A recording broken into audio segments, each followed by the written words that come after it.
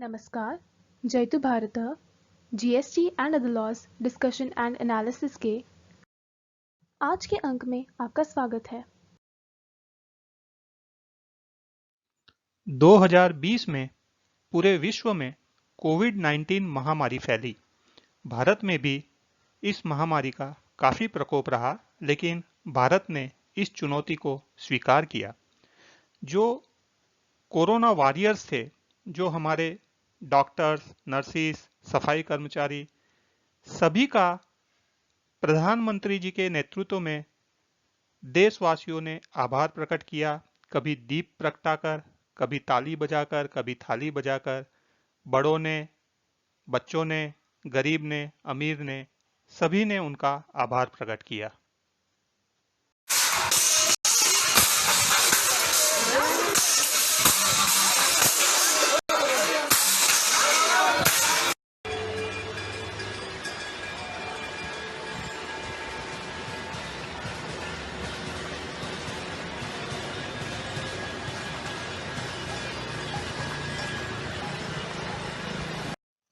इसके बाद बारी थी भारत के वैज्ञानिकों की, जिन्होंने रिकॉर्ड समय में कोविड-19 की वैक्सीन तैयार कर ली है।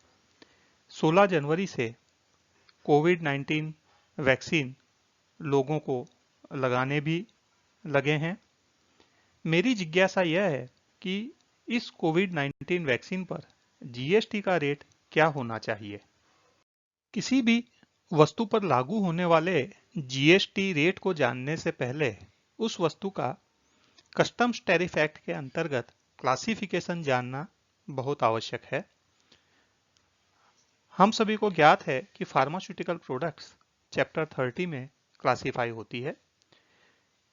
सब हेडिंग 3002 के अंदर antisera, vaccines, toxins, cultures of micro organisms इत्यादि भी क्लासिफाई होता है।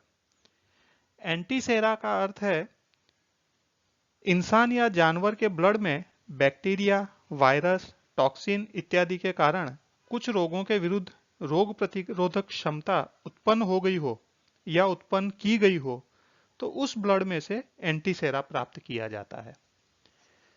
वैक्सीन भी उसी प्रकार से रोग प्रतिरोधक क्षमता इंसान के अंदर डेवलप करने के लिए दिया जाता है। वैक्सीन्स फॉर ह्यूमन मेडिसिन को सिंगल वैक्सीन्स और मिक्स्ड वैक्सीन में फर्दर क्लासिफाई किया गया है। सिंगल वैक्सीन्स में कोलेरा और टाइफाइड के लिए, हिपेटाइटिस के लिए, टिटनस के लिए, polio, tuberculosis, rabies, Japanese encephalitis और होपिंग कफ के लिए वैक्सीन्स क्लासिफाई अलग अलग टैरिफ आइटम में की गई है और उसके अलावा की अन्य सिंगल वैक्सीन्स को अदर में क्लासिफाई किया है। इसी प्रकार से मिक्स्ड वैक्सीन्स के लिए भी अलग अलग क्लासिफिकेशन है, जिसमें डीपीटी, डीटी, एमएमआर, टीएबी, टीएबीसी और अदर्स को क्लासिफाई किया गया है। मेरे मत अनुसार कोविड-19 की वैक्सीन सिंगल वैक्सीन है और इसलिए वह टैरिफ आइटम 3002-2019 अदर के अंदर क्लासिफाई होगी। Notification number 2 of 2017 central tax rate goods को जीएसटी में से एग्जम्प्ट करता है। उसमें सीरियल नंबर 106 पर चैप्टर हेडिंग 3002 की product human blood and it's components दर्शाया गया है। तो इसमें जो ह्यूमन ब्लड और उसके कंपोनेंट्स अर्थात रेड ब्लड सेल, प्लेटलेट्स इत्यादि जो हैं वह आएंगे, उन पर किसी भी प्रकार का जीएसटी नहीं लगेगा। लेकिन मेरे हिसाब से वैक्सीन इसके अंदर कवर्ड नहीं है। Notification number 1 of 2017 central tax rate के अंतर्गत विभिन्न वस्तुओं का जीएसटी रेट प्रिस्क्राइब किया गया है। उसमें शेड्यूल 1 में दर्शाई हुई वस्तुओं पर 5% जीएसटी लगता है। शेड्यूल 1 के सीरियल नंबर 174 में चैप्टर हेडिंग 3002 और 3006 में फॉल होने वाली एनिमल और ह्यूमन ब्लड वैक्सीन्स दर्शाया हुआ है। जो मैंने आपको एंटीसेरा के बारे में बताया था वह प्रोडक्ट मेरे हिसाब से यहाँ कवर्ड होती है, लेकिन मेरी जानकारी के अनुसार कोविड-19 का जो वैक्सीन है वह एंटीसेरा की कैटेगरी में या एनिमल और ह्यूमन ब्लड वैक्सीन की कैटेगरी में नहीं आता है। इसलिए हमको अन्य एंट्रीज देखनी पड़ेगी। एंट्री 180, उसमें चैप्टर 30 में आने वाली ड्रग्स और medicine including their salts and esters and diagnostic test kits specified in list 1 appended to this schedule वो दर्शाया गया है। और चैप्टर 30 में आने वाली formulations manufactured from the bulk drug specified in list 2 appended to this schedule वह serial number 181 में दर्शाया गया है। तो अब हमें लिस्ट 1 और लिस्ट 2 देखना होगा कि क्या उसमें कोविड-19 की वैक्सीन है, तब तो वह 5% जीएसटी रेट में फॉल होगी। यह लिस्ट 1 काफी बड़ी है, उसमें जैसे सीरियल नंबर 8 पर बीसीजी वैक्सीन दर्शाई हुई है, सीरियल नंबर 30 में एमएमआर वैक्सीन, 43 पर typhoid vaccine, haemophilus influenza type B vaccine बताई हुई है। इन्फ्लुएंजा अलग डिसीज है, कोविड अलग डिसीज है। हालांकि ये कहते हैं कि फ्लू के जैसा है, लेकिन फिर भी कोविड जो बीमारी है उसे हम फ्लू नहीं कह सकेंगे। इसलिए यहाँ पर जो फ्लू का वैक्सीन है उसके अंदर मेरे मत अनुसार कोविड-19 की वैक्सीन कवर नहीं होगी।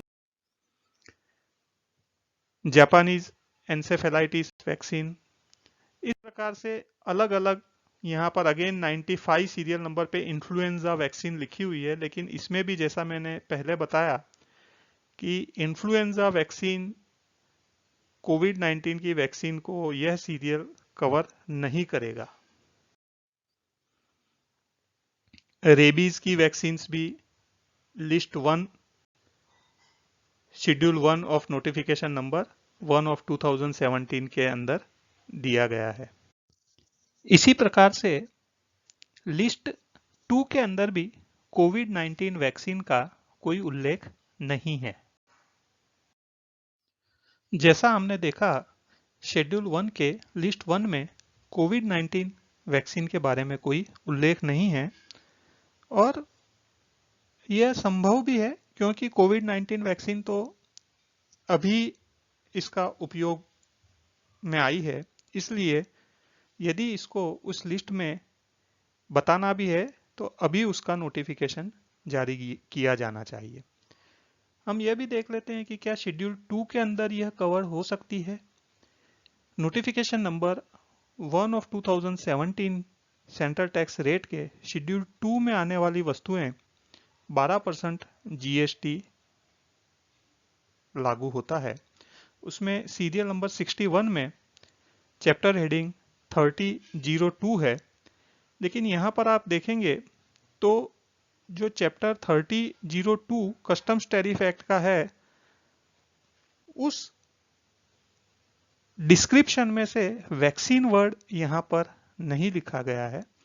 तो शायद सरकार का इरादा वैक्सीन्स को 5% में ही जीएसटी चार्ज करने का होगा, लेकिन एग्जैक्टली वह किस प्रकार से होगा, कौन से लिस्ट की कौन से सीरियल नंबर में यह 5% जीएसटी लगेगा, इसके बारे में मैं भी क्लियर नहीं हूं। मुझे भी यह जानने की जिज्ञासा है।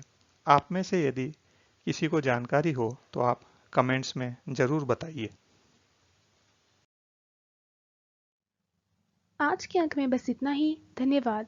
Please like, share and subscribe. आपको और किसी जीएसटी रिलेटेड विषय पर जानकारी चाहिए विशेषतः, तो कमेंट्स में लिख सकते हैं।